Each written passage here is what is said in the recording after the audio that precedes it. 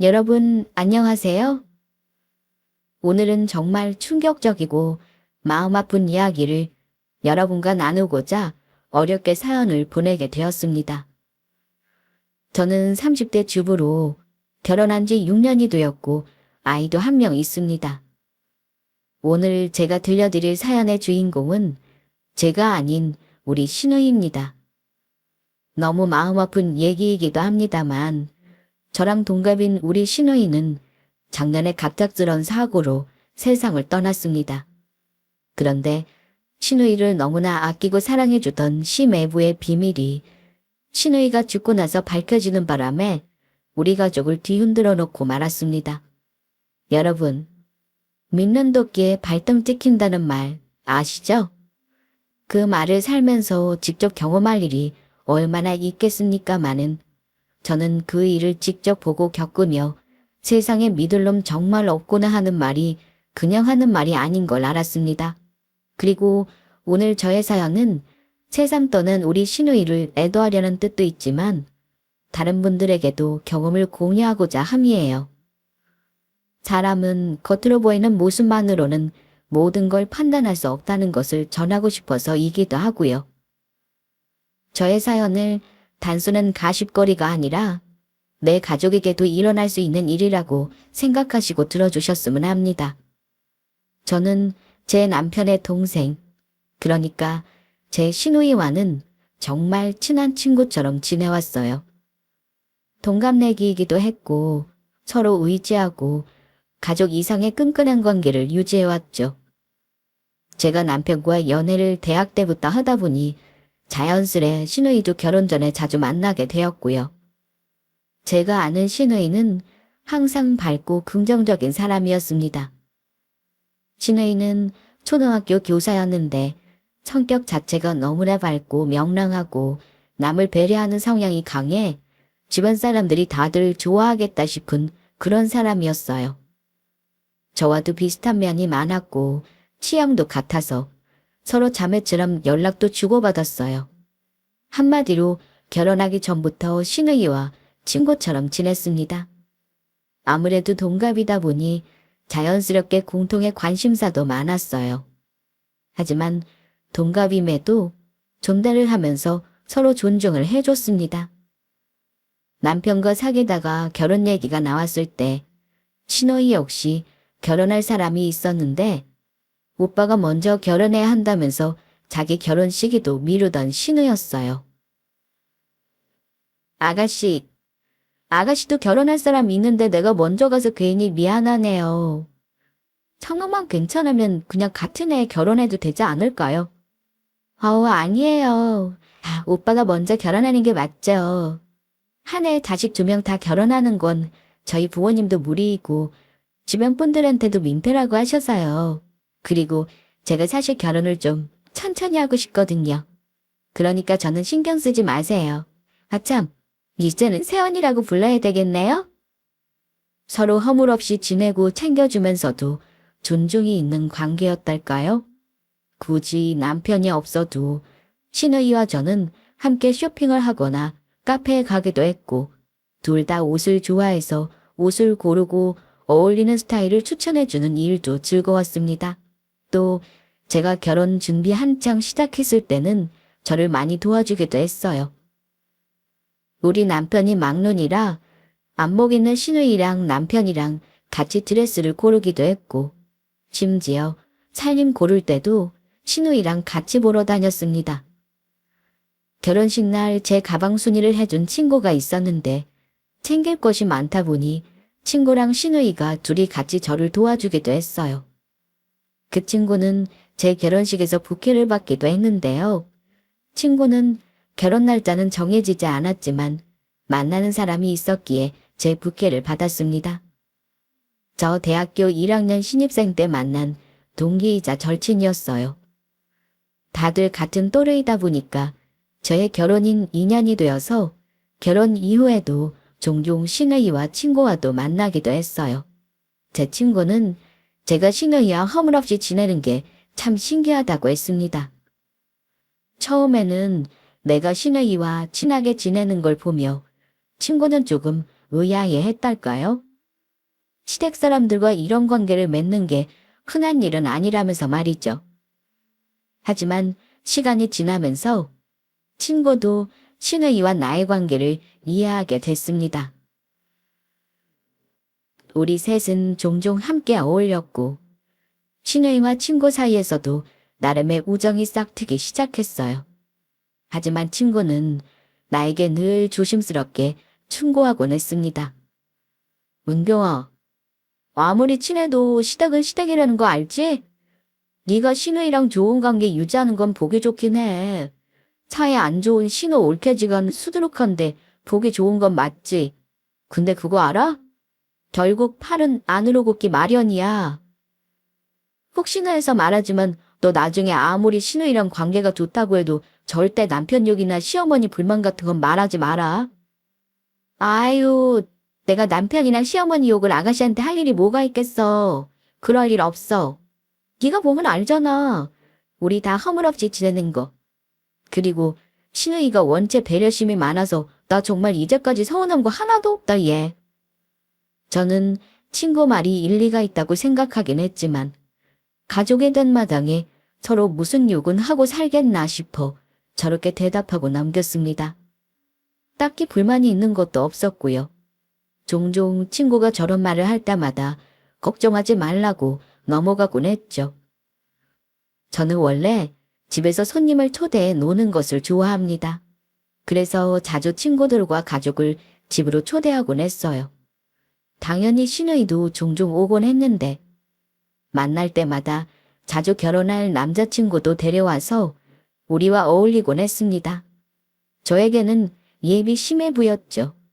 그리고 제 친구 역시 자신의 남자친구를 데리고 와서 함께 시간을 보냈고요. 신우이의 남자친구는 정말 훤칠하고 호감이 가는 사람이었어요. 심지어 직업도 전문직에 종사하고 있어서 누가 봐도 선남선녀 커플이라고 할 수 있었죠. 제 친구의 애인도 결국 모자란 사람이 아니었는데 참 이상한 게요. 커플끼리 자주 어울리다 보니 감정적으로 어긋나는 일도 종종 있었습니다. 서로 감정이 틀어지는 게 아니라요. 친구가 자꾸 자기 남자친구를 못마땅해 하고 싸운다고 하면 이해가 가실까요? 이유를 곰곰이 생각해 보니 뭔가 묘하게 친구는 신우의 남자친구와 자신의 애인을 자꾸 비교하는 것 같았습니다. 외모며 직업, 심지어 집안 배경까지 비교하는 눈치였어요. 사람들 앞에서 종종 자기 애인을 면박 주는 일도 있어서 제가 민망한 적도 있었고요. 친구 애인도 바보가 아니니 아마 기분이 안 좋았을 겁니다. 아니나 다를까 어느 날 친구가 저에게 찾아와 자신의 남자친구와 싸운 이야기를 털어놓더라고요. 그때 친구는 무척 속상해하며 말했습니다. 나 그 사람이랑 싸웠어. 이상하게 요즘 계속 못마땅하고 짜증이 나. 나랑 오래 만나서 함부로 하나 싶은 생각도 들고. 야, 내가 볼 때 네 애인 문제가 아니고 네가 문제 같아. 얘나 지금이나 너한테 하는 거 똑같이 보이는데 네가 트집을 잡는 거지. 너도 빨리 결혼해야지 안 되겠다. 그런데 친구가 뜻밖의 말을 하는 겁니다. 그게 아니야. 나도 한창 잘 나갈 때인데 유혹이 없겠냐? 주변에서 소개팅하라고 하고 손도 들어오는데 만나는 사람 있다고 다 내쳤단 말이야. 그럼 내가 그런 좋은 남자 만날 기회에 내친 거 알면 잘해야 하는 거 아니야? 게다가 너 시내 커플이랑 만나면 자꾸 열통이 터지는 걸 어쩌냐? 자꾸 네 시내의 남자친구랑 내 남자친구를 비교하게 돼. 그 사람은 정말 모든 게 완벽해 보이는데 우리 남자친구는 왜 이렇게 부족해 보이는지 모르겠어. 나도 이런 내가 미치겠다. 저는 그런 친구를 보며 걱정이 됐습니다. 그래서 조심스럽게 조언했죠. 비교하지 않는 게 좋을 것 같아. 사람마다 장점과 단점이 있는 거니까 남과 비교하면 상대방의 장점이 잘 보이지 않을 수도 있어. 지금 네 남자친구가 부족하다고 느끼는 건 아마도 네가 다른 남자 좋은 면만 보고 모자란 부분을 비교를 하고 있기 때문일 수도 있어. 오래 만난 사람일수록 자꾸 편해지니 그런 게 아닐까? 왜 그런 말 있지? 익숙함에 속아 소중함을 잃지 말자고. 너 그럴 때일수록 남자친구랑 좋았던 때 떠올리면서 극복해봐. 둘이 별것도 아닌 일로 자꾸 싸우지 말고. 친구는 제 말을 듣고 잠시 생각에 잠겼습니다. 그런가? 내가 너무 민감하게 굴었나 봐. 네 말이 맞을지도 모르지. 이런 게 남의 떡이 커 보이는 뭐 그런 건가 보네. 암튼 나도 너한테만 말하는 거니까 그냥 내 맘이 그렇단 거 알아주기만 하면 돼. 얘기 들어줘서 고맙다. 친구는 그렇게 말하면서도 여전히 마음속은 불만이 남아있는 듯 보였습니다. 다행히 그 이후로는 내 말을 새겨들은 건지 다 같이 만날 때는 친구 커플도 사이가 좋아 보이긴 했어요. 그래서 다행이다 싶었죠. 예비 심해부는 성격이 굉장히 활달하고 대외적인 반면 친구 A는 조용한 스타일이라 혹시 자리를 불편해하면 어쩌나 했는데 다행히 잘 어울렸고요. 서로의 경조사도 챙기고 가정사가 있으면 도와주기도 했습니다. 한동안 친구와 시누이 그리고 각자의 남자친구와 함께 어울리며 즐거운 시간을 보냈죠. 시간이 흐르고 2년이 지난 후 시누이는 결혼을 하게 되었습니다. 그 소식을 들었을 때 정말 기뻤습니다. 시누이와 남편은 너무나도 잘 어울리는 한 쌍이었거든요. 당연히 제 친구 커플도 우리 시누이 결혼식에 왔고요. 하지만 시누이가 결혼한 다음에는 예전처럼 자주 모이지 못했어요. 결혼하고 나서는 아무래도 시댁 일에 신경을 쓸 일이 많아졌을 테니까요. 그리고 저 역시 임신과 출산을 겪고 아이를 키우느라 정신이 없었습니다. 일상이 바쁘고 힘들어지면서 자연스럽게 친구들과의 모임도 줄어들었죠. 그런데 어느 날 친구가 만나던 사람과 결혼하지 못하고 헤어졌다는 소식을 듣게 되었어요. 그 소식을 전해 들었을 때 마음이 많이 안 좋더라고요. 친구가 얼마나 힘들었을까 하는 생각에 걱정이 되기도 하고 이전에 친구가 했던 고민들이 떠올라서 마음이 더 무거웠습니다. 친구에게 무슨 말을 해야 할지, 어떻게 위로를 해야 할지 고민이 많았습니다. 하지만 그 시점에서는 저도 육아와 가정일에 치여서 친구를 자주 만나거나 깊이 이야기 나눌 여유가 없었어요. 그래도 친구가 다시 행복해질 수 있기를 바라는 마음으로 조심스럽게 위로의 말을 전했었습니다. 그러면서도 차마 헤어진 이유는 묻지 못했어요. 너 괜찮은 거야? 오래 사귀었는데 사람 인연이라는 게 참 더덥다. 결혼할 인연은 따로 있는가 봐. 나는 둘이 잘 지내는 줄 알았는데 마음이 안 좋네. 근데 분명 더 좋은 사람을 만날 거야. 고마워. 그런데 생각보다 담담하네. 처음에는 힘들었는데 지금은 괜찮아. 네 말대로 우린 결혼할 인연은 아닌가 보지 뭐. 감정의 골이 깊어지니까 만나올 시간은 아무것도 아닌 게 되더라. 이제는 괜찮아. 시간이 좀 지나니 오히려 홀가분해졌어. 많이 힘들까봐 걱정했는데 예상과 달리 친구는 생각보다 괜찮은 모습을 보였어요. 친구의 담담한 반응에 놀라면서도 친구가 스스로 잘 이겨내고 있다는 사실에 안도감을 느꼈습니다. 왜냐면 혹시나 우울증 같은 게 올까 봐서요. 친구는 사정상 지방의 부모님과 떨어져서 혼자 자취를 했기 때문에 더 걱정이었는데 괜찮아 보여서 다행이다 싶었어요.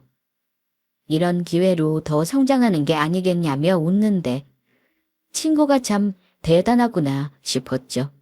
그러다가 얼마 후 친구에게서 좋은 사람을 만나고 있다는 소식을 들었습니다. 그 말을 듣고 저는 정말 기뻤어요.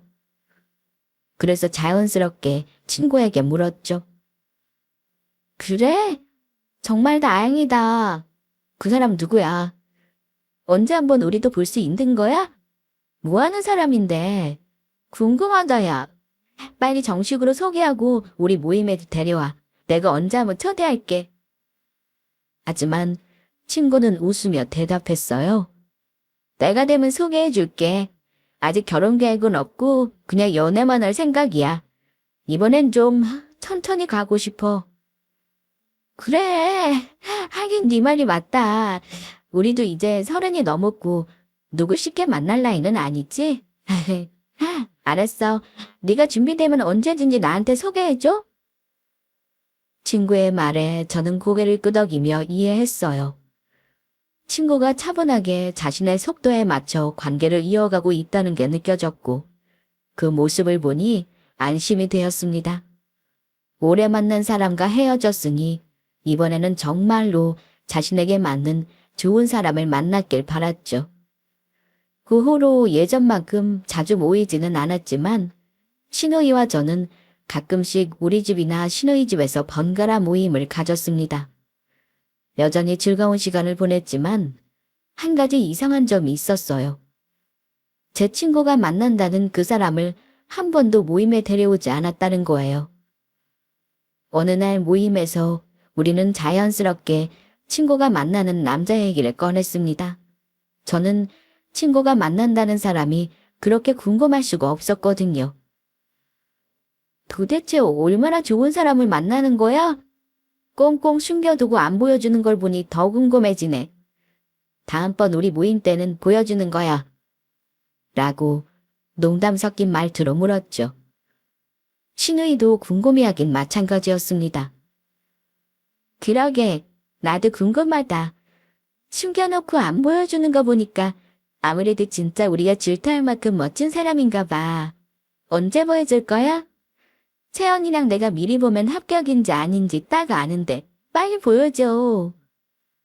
너네 창견의 프리패스상이라고 들어봤지? 나 만나는 사람이 딱 그런 사람이야. 그 사람이 얼마나 좋은 사람인데 외모도 그렇고 직장도 그렇고 정말 흠잡을 데가 없어. 그럼 빨리 보여줄 것이지 뭐 하는 거야. 빨리 날 잡아 친구야. 그런데 친구가 저의 말을 듣고는 눈을 가늘게 뜨더니만 이런 말을 하는 거예요. 근데 지금은 사정이 좀 있어. 뭐랄까, 우리가 약간 금지된 사랑 비스무리한 상황이랄까? 그때였습니다. 갑자기 마주보고 있던 심애부가 음식이 사례가 들렸는지 기침을 쿨럭거리더라고요. 그러더니만 잠시 우리 남편과 나가서 담배 한 대 피우고 오겠다고 자리를 비웠습니다. 심애부가 어쩐지 친구 말을 듣고 당황하는 듯 보여서 의아했는데 저는 친구의 금지된 사랑이라는 말이 어쩐지 마음에 걸렸습니다. 야, 사랑이면 사랑이지. 금지된 사랑은 또 뭐니? 너 설마 나이 차이 많이 나는 남자야? 아니면 뭐 가정 있는 남자라도 돼. 그런 거 아니면서 무슨 금지된 사랑이야. 야, 농담으로라도 그런 소리 하지 마라. 그래, 우리 세연이 말이 맞아. 사랑이면 사랑이지 무슨 금지된 사랑? 그런 사랑이면 아예 하지를 말아야지.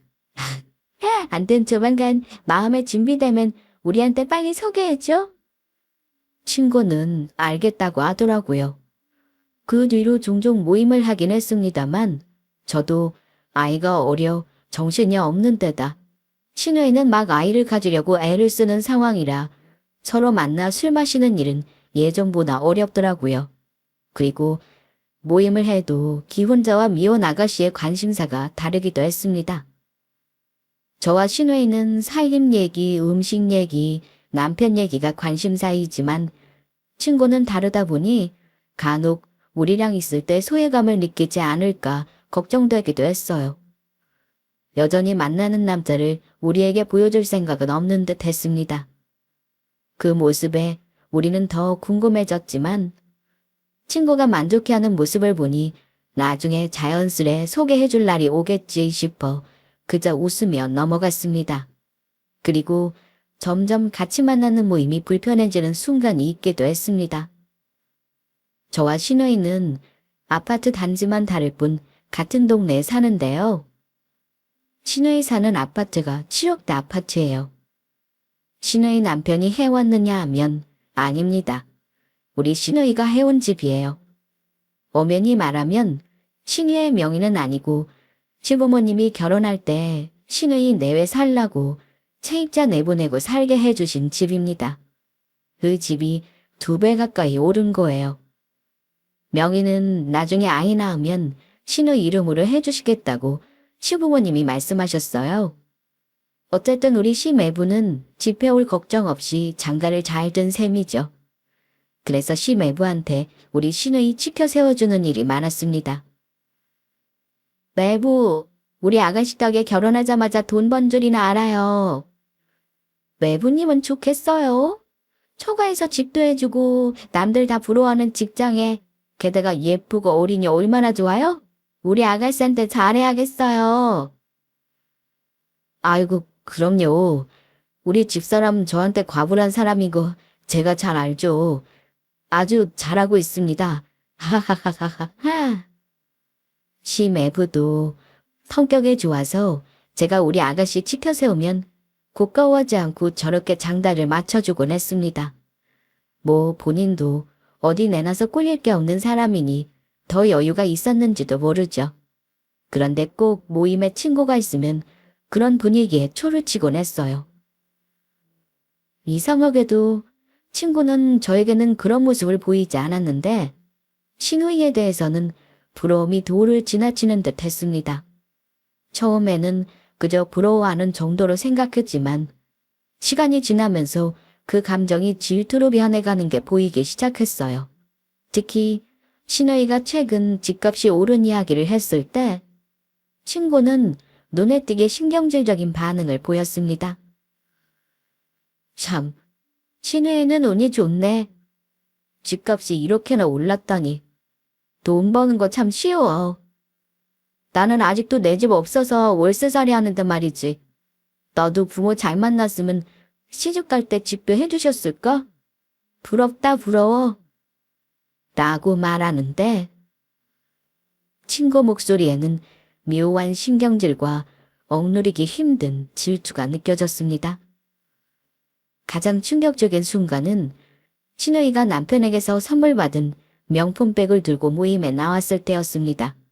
친구는 처음 그 가방을 보자마자 표정이 굳었어요. 그러더니 거의 치를 떨듯이 질투 섞인 말을 내뱉었죠. 참 좋겠다. 남편이 이렇게 비싼 가방도 사주고 나는 언제나 이런 거 받아보려나? 그 순간 저는 친구의 태도에 당황했어요. 신우이 역시 당황하긴 마찬가지였습니다. 아이, 아주 비싼 가방도 아닌데 뭘. 나는 결혼할 때 산 거랑 이거랑 2개뿐이지만 너는 나보다 좋은 가방 훨씬 많으면서 왜 그래? 그래, 우리 아가씨 생일이라 모처럼 매부가 큰맘 먹고 사준 거래. 뭘 이런 걸 질투하고 그러니? 너는 지금 한창 연애할 때라 남자친구가 선물 공세할 때잖아. 너도 조금 있으면 생일이니까 좋은 거 하나 사달라고 해. 꼭 결혼도 할 거라며. 친구가 신우를 향해 보이는 감정이 단순한 부러움이 아니라 더 깊은 질투심에서 비롯된 것임을 깨달은 건 그 일이 있고 얼마 후였습니다. 다음번 모임에 친구가 우리 아가씨와 똑같은 가방을 들고 나온 거예요. 굳이 가방을 똑같은 걸로 따라 사다니요.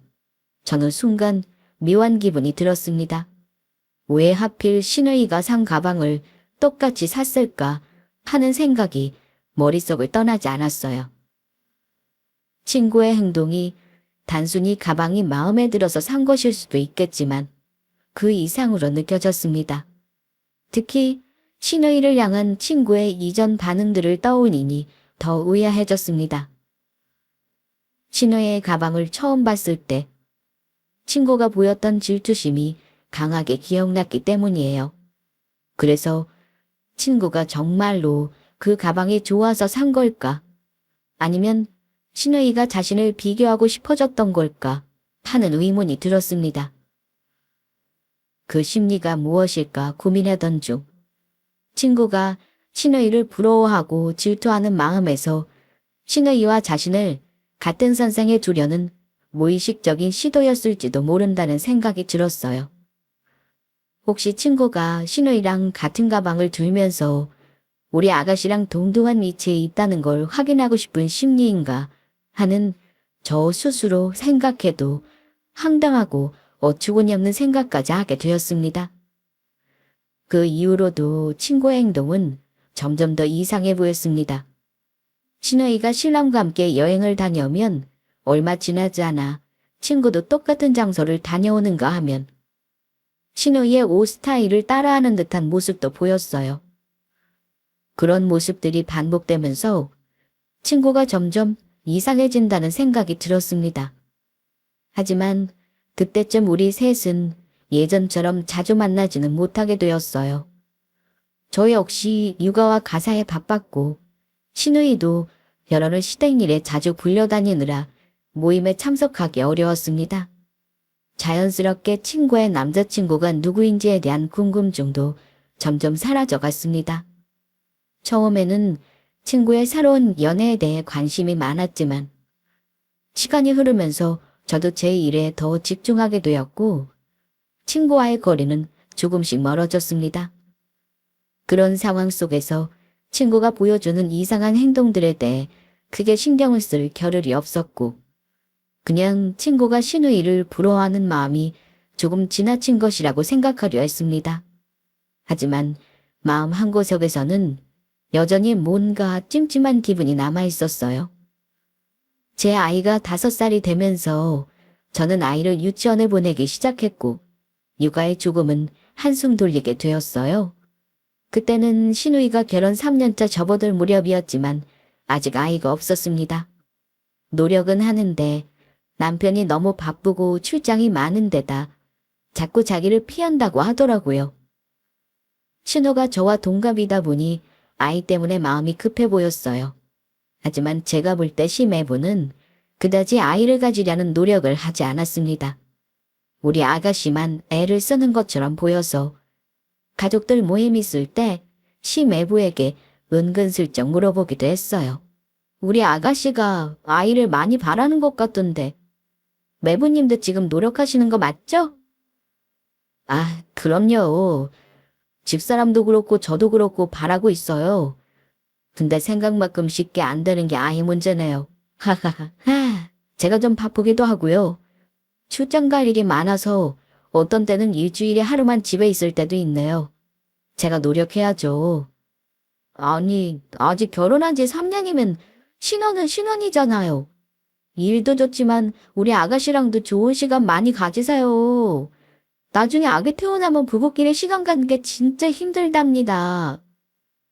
아무리 친한 신우라지만 제가 부부 사이 문제를 또 너무 깊이 관여하거나 이러쿵저러쿵 할 일은 아니라 저 정도로 말하고 말았죠. 신우이가 자기 신랑에 대해서는 늘 좋은 말만 했지 나쁜 말을 한 적이 없기 때문에 잘 지낸 줄만 알았습니다. 평범한 행복을 누리며 살아가던 우리 가족에게 믿을 수 없는 비극이 닥쳤습니다. 어느 날 아침 평소처럼 출근을 준비하던 남편에게서 신우이가 교통사고를 당했다는 비보를 들은 거예요. 순간 머릿속이 하얘지며 현실이 아닌 것 같았죠.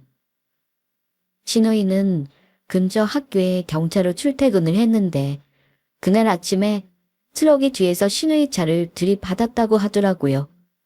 그 이야기를 들었을 때 심장이 철렁 내려앉는 것 같았습니다. 남편이 신우이가 병원에 있다는 말을 하길래 저는 조금 다쳤을 거라고만 생각했어요. 큰 부상이 아닐 거라고, 곧 회복될 거라고 믿고 싶었습니다.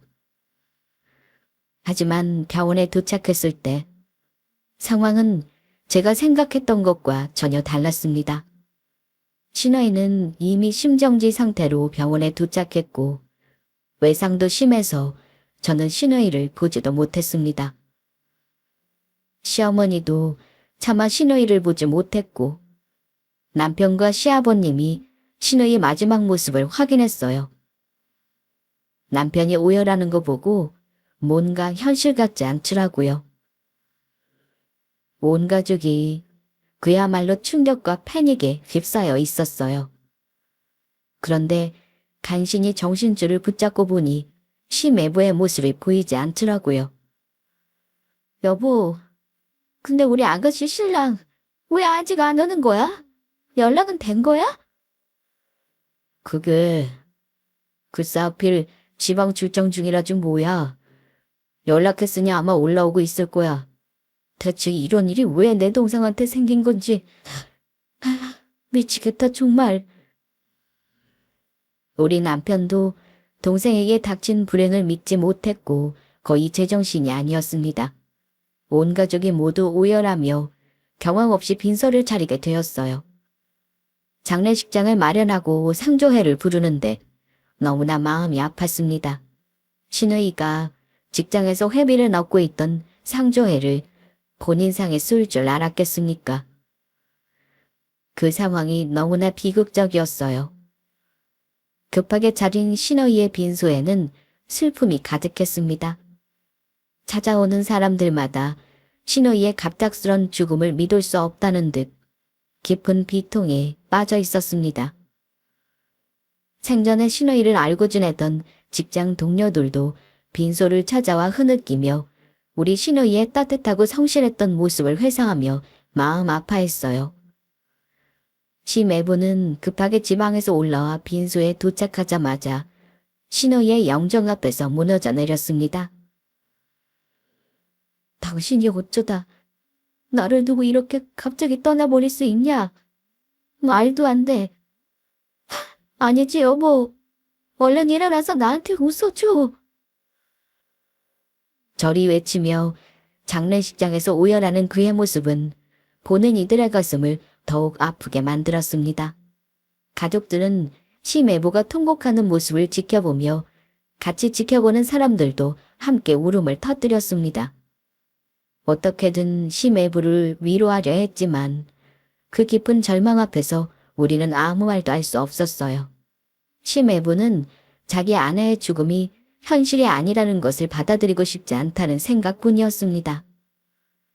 저는 신우이의 부고를 듣고 충격에 빠진 상태에서도 제가 아는 신우이의 지인들에게 연락을 해야 한다는 생각에 정신을 차렸습니다.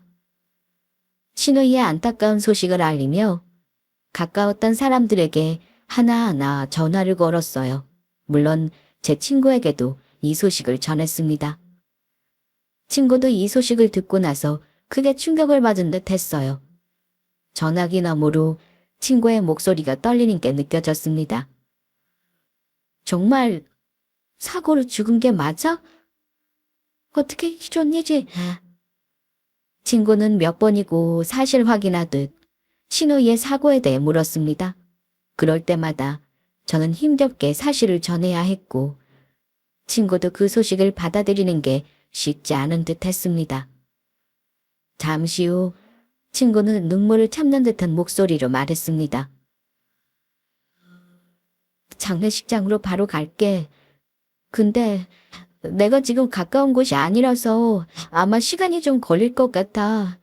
밤늦게라도 꼭 갈게. 가족들이 너무 황망하겠다. 어쩜 좋으니? 친구의 목소리에도 당황스러움과 충격이 느껴졌습니다. 다음 날 달인을 앞두고 빈소에는 더 많은 조문객들이 찾아왔습니다. 사람들은 하나같이 신우이의 갑작스런 죽음을 안타까워했어요. 신우이의 시댁 식구들도 빈소를 찾아와 너무나 가엾다고 하며 눈물을 흘렸습니다. 특히나 신우이의 시어머니는 큰 충격을 받은 듯 했습니다. 그런데 그 상황에서도 신우이 시어머니는 홀로 남게 될 자기 아들, 즉 시매부를 걱정하는 모습을 보였어요. 어쩌면 좋냐? 창창한 나이에 내 아들이 이제 어떻게 혼자 지내나. 우리 며느리도 불쌍하지만 죽은 사람은 죽은 사람이고 산 사람은 살아야 하는 법인데. 아이고, 우리 아들 걱정돼서 어떻게 해야 할지 모르겠어. 라고 말하며 한숨을 내쉬는 신우이네 시어머니 모습을 보니 저도 마음이 무거웠습니다. 마음을 이해하면서도 한편으로는 어쩔 수 없이 섭섭한 마음이 들었습니다.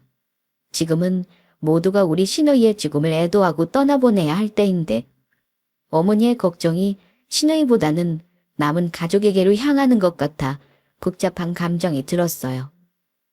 저녁이 되자 시 외부의 직장 동료들도 부고를 접하고 하나둘씩 빈소를 찾기 시작했습니다. 그들은 한 손에 하얀 국화를 들고 무거운 발걸음으로 들어와 시 외부의 어깨를 두드리며 위로의 말을 전했습니다. 이렇게 갑작스런 일이 생기더니 얼마나 힘드실까요? 동료들의 위로에 시 외부는 고개를 숙인 채 흐느끼며 대답조차 제대로 하지 못했습니다. 제가 손님을 맞으라고 시 외부에게 상조석을 잠시 비우고 찾아온 조문객들과 식사라도 하라고 했어요. 시 외부도 자기 찾아온 조문객을 맞아야 하니 정신이 없었을 겁니다. 저와 남편이 잠시 상조석을 지키고 있었습니다. 그런데 방석위에 시 외부가 핸드폰을 놔두고 갔더라고요. 마침 전화가 오는지 진동이 울리길래 가져다 줘야겠다 싶어 핸드폰을 들었죠. 그런데 무심코 시선을 시 외부 핸드폰으로 옮긴 순간 저는 너무나 이상한 느낌에 휩싸였습니다. 바로 화면에 뜬 익숙한 번호 때문이었어요. 저도 외우고 있는 제 친구의 전화였습니다. 그런데 어쩐지 저는 그 전화를 받으면 안 될 것 같아서 받지 않았습니다. 그랬더니 바로 이어서 오는 문자 한 통. 이게 웬 떡이야 오빠. 부인이 알아서 죽어주다니. 이제 우리 금지된 사람 그만해도 되는 거지?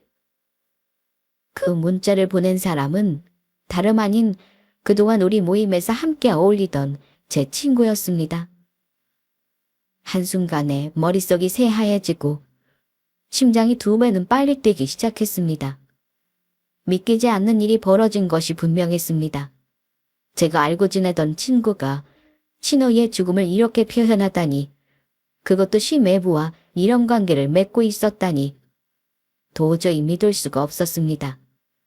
순간적으로 끓어오르는 분노와 혼란 속에서 저는 그동안의 모든 일들이 머릿속에서 빠르게 퍼즐 조각처럼 맞춰지기 시작했습니다. 친구의 이상했던 행동들, 신우이를 향한 질투, 그리고 결코 보여주지 않았던 그 남자친구. 모든 것이 이 문자 하나로 명확해졌습니다.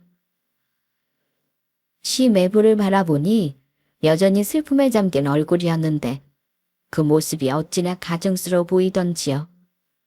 저 인간이 느끼는 슬픔이 진심인지 아니면 그저 겉으로만 드러낼 것인지 분간이 가지 않아 속으로 분노가 끓어올랐습니다. 그런데 그 순간 빈소 안으로 친구가 막 들어서더군요. 친구는 깔끔하게 차려입고 신우이가 들던 것과 똑같은 가방을 들고 있었습니다. 친구는 빈소에 들어서자마자 곧장 제 손을 잡으며 눈물을 보였습니다. 이게 무슨 일이야. 갑자기 이렇게 떠나다니. 사고라며. 정말 사람 인생 한치 앞을 모르는 건가 봐. 눈물로 얼룩진 얼굴을 하고 있었지만 그 눈물이 진심인지 의심스러웠습니다. 저는 친구의 가증스러운 얼굴을 보며 애써 화를 참아보려 했습니다. 그래도 신우이를 제대로 보내주고 나서 그 후의 사실관계를 따지자는 생각이었어요. 그런데 친구가 신우이에게 절을 하는 순간 언뜻 친구의 얼굴에서 미소가 번지는 걸 보고 말았습니다. 그걸 본 순간 저는 더 이상 참지 못하고 폭발하고 말았습니다. 신우이를 잃은 슬픔과 배신감이 한꺼번에 밀려와 이성을 잃고 말았죠. 저는 곧바로 친구에게 달려가 친구년의 머리채를 잡아당겼습니다. 빈소 안은 순식간에 아수라장이 되었고 저는 멈출 수 없는 분노 속에서 친구에게 소리쳤습니다. 네가 감히 어떻게 이럴 수 있어? 감히 네가 여기를 와. 어떻게 네가 나랑 우리 아가씨를 농락할 수 있냐고? 친구는 다가온 듯 비명을 질렀지만 그 소리가 저에게는 전혀 들리지 않았습니다. 오로지 배신감과 분노만이 제 마음을 지배하고 있었죠. 주변 사람들이 놀라서 우리를 말리려 했지만 그 순간 저는 이미 이성을 잃고 있었고 친구의 가증스러운 행동에 대한 분노는 쉽게 가라앉지 않았습니다. 갑자기 제가 친구 머리를 잡고 때리기 시작하자 조문객들은 놀라 일제히 저를 쳐다봤습니다. 야, 너 왜 이래? 네 씨는 조문한 사람을 왜 깜짝이 피는 건데? 너 미쳤어? 아우, 이거 못나? 뭐, 조문이라고? 웃기지 마. 조문한다는 년이 우리 아가씨 남편한테 그딴 문자를 보내니. 뭐, 알아서 잘 죽었다고. 네가 예전에 금지된 사랑 어쩌고 할 때 알아챘어야 했는데. 대체 언제부터야, 이 나쁜 년아? 그때였습니다. 갑자기 심외부가 맡고 있는 친구에게 다가와 친구를 감싸는 겁니다. 아이 참, 왜 이러세요? 조문 왔다는데 왜 사람을 치고 그러십니까? 친구년이 제게 맞는 걸 보고 어처구니 없게도 자기 본인애인 친구를 감싸 안았던 겁니다. 정말 기가 막힌 광경이었죠. 심외부가 친구의 어깨를 감싸며 품에 안는 모습을 보고 저는 더욱 충격을 받았습니다. 이 상황을 본 조문객들은 모두 입을 다물고 서로 눈을 마주치며 이 기이한 장면에 경악을 금치 못했어요. 거기 있는 사람 모두가 두 사람이 불륜관계에 있다는 사실을 깨닫고 술렁이기 시작했습니다. 신우이의 장례식 자리에서 그 두 사람의 관계가 이렇게 드러나고 말았던 거죠. 본의 아니게 제가 먼저 장례식장을 아수라장으로 만들어 놓았지만 우리 남편의 분노는 저보다 컸습니다. 다우식 이제 그만해. 내 동생 보내주는 자리잖아. 일단 두 사람 밖으로 당장 나가.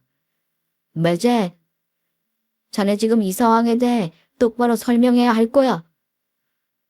남편도 상황을 파악하고는 기가 막혀 했어요. 하지만 자리가 자리이니만큼 최대한 참는 듯 했습니다. 시부모님은 이미 졸도 직전이셨습니다. 딸을 잃은 것도 원통한데 믿었던 사위가 바람이라니요. 그것도 저와 알고 지낸 친구와 그런 관계였다니 아마 충격이 크셨을 테죠. 심애부는 하얗게 질린 얼굴이었어요. 제 친구요? 모든 것이 밝혀지면 사람이 참 뻔뻔해지더군요. 일이 이렇게 됐는데 뭘 어쩔 거냐 하는 태도였고 저는 그동안의 우정은 생각도 하지 않고 진심 쌍욕이 올라오더라고요. 장례식장 밖에 서서 남편은 두 사람을 향해 서늘한 목소리로 경고했습니다. 지금 이 순간 이후로 너희가 어떤 일을 겪게 될지 잘 알았으면 좋겠다. 내 동생이 살아있을 때 몰랐다는 게 다행이라는 생각이 왜 드는지. 너네가 인간이야? 매제 자네는 이러면 안 되는 거지? 내 동생이 얼마나 잘했는지 알잖아? 그게... 저도 정리하려고 했는데 어쩌다 보니... 죄송합니다, 형님. 저는 친구에게 소리를 질렀어요. 너 정말 쓰레기구나. 임자 있는 사람 꼬셔서 좋았니? 어쩐지 내가 진작에 알았어야 하는데. 못된 년. 네가 우리 신우장에 깨차시 있을 것 같았어. 나쁜 년. 너 진짜 천벌받을 년이야. 미안하게 됐다. 어쨌든 네 신우는 이 사실을 모르고 갔잖아. 그럼 오히려 다행인 거 아니니? 그렇다고 너는 내 머리채를 잡아? 야, 불륜도 사랑이야. 사랑이 죄냐? 그리고 저 사람이 먼저 나 꼬셨지 내가 절대 먼저 안 꼬셨다? 뭐? 와, 이 뻔뻔한 년. 너 나한테 다시 한번 맞고 싶구나. 남편은 저를 말리면서 말했어요. 내가 할 수 있는 한 너희들 다 이 사회에서 얼굴 들고 다니지 못하게 만들 거야. 너 오늘 당장 집에서 옷만 써서 나가라. 내 동생 물건 털끝 하나도 건들지 말고 나가! 이미 장례식장에 모인 조문객들 사이에서는 시매부와 친구의 관계에 대한 소문이 빠르게 퍼져나가고 있었고, 이는 곧 시매부의 직장에도 소문이 번질 것은 분명했습니다. 두 사람은 한 쌍의 바퀴벌레처럼 슬금슬금 도망치더군요. 어쨌든 우리는 신우 장례 치르는 게 급선무였습니다. 장례를 치른 후 우리 부부는 두 사람을 응징하기로 했어요. 신우가 갑작스럽게 떠나버린 상황에서 법적으로 상간소송을 제기하거나 책임을 묻는 방법은 없다는 사실이 너무 안타깝더라고요. 그저 한탄할 수밖에 없는 상황이었죠. 하지만 다행히도 신우의 명의로 된 재산이 차 한 대뿐이라 시매부에게 상속될 만한 재산이 없다는 사실이 그나마 위안이 되었습니다. 신우이 살던 집 정리하면서 시매부는 옷만 가지고 쫓겨났습니다. 저는 친구와 같이 있는 친목 모임 단톡방에 모든 사실을 알렸어요. 당연히 친구는 모든 모임에서 강퇴당했죠. 친고년의 배신이 남은 가족들에게 얼마나 깊은 상처를 남겼는지 다른 사람들도 알고 분노했습니다. 그리고 친구가 다니는 직장 인사부서로 투서도 보냈습니다. 시매부 직장에도 마찬가지였어요. 직장에서 잘리지는 않아도 적어도 곤란한 상황에 처하게 해주고 싶었거든요. 이미 나쁜 인간이라고 소문도 났겠지만 조직 내에서 도덕성이 없는 사람으로 찍혀 어디로 자천이라도 되면 다행이겠다 싶었습니다. 직장 내에서 시매부가 더 이상 존경받지 못하는 위치에 서게 되길 바랐습니다. 그렇게라도 하니 그나마 조금이라도 신우이를 위한 복수가 이루어진 것처럼 느껴졌습니다. 신우이가 살아생전 애를 썼음에도 그 두 사람 사이에 아이가 생기지 않았던 것도 어쩌면 다행이라는 생각이 들었습니다. 만약 아이가 있었다면 시부모님이 사는 집을 시매부에게 넘겨줬을 가능성이 컸을 테니 말이에요. 그 생각을 하니 아찔하더군요. 아이가 있었다면 상황은 훨씬 복잡하고 힘들어졌을 것입니다. 어쩌면 우리 신우이가 그토록 간절히 바랐던 아이가 생기지 않았던 것도 어쩌면 하늘이 미리 막아준 것이 아닐까 하는 생각이 들었습니다. 두 연놈이 지금도 만나는지는 모르겠지만 저는 분명히 믿습니다. 하늘이 알고 땅이 알며 언젠가는 두 인간이 살아가면서 반드시 그 죗값을 치를 날이 올 거라고요. 신우이가 이 모든 사실을 모르고 떠난 것이 그나마 다행이라고 생각하지만 남은 저는 그 인간들 삶을 지켜보며 끝까지 잊지 않으려고요. 신우이를 대신해 제가 해야 할 마지막 임무라고 생각해요. 두 사람이 절대 편하게 살지 못하도록, 그들이 저지른 죄를 기억하면서 살도록 제가 돈은 부릅뜨고 지켜볼 것입니다. 우리 가족이 겪은 슬픔과 배신감을 절대 잊지 않으며 신우이를 마음속에 영원히 간직할 것입니다. 저의 사연은 여기서 마치겠습니다. 들어주셔서 감사합니다.